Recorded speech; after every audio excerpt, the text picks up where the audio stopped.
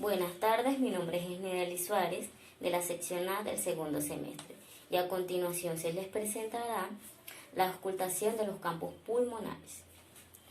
El paciente puede estar sentado con el tórax desnudo y ventilar con normalidad. Después se le pide que inspire profundamente por la boca sin emitir ningún sonido. También es importante que la auscultación sea ordenada y completa.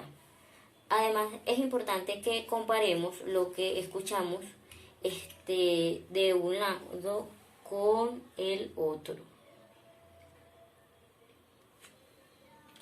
Bien dicho esto, se les explicará los ruidos ventilatorios.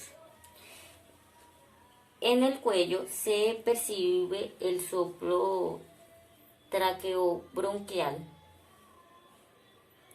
que es intenso, áspero y de un tono elevado, audible en las dos fases de la respiración, pero es preferentemente respiratorio con una pausa bien marcada entre ambas fases.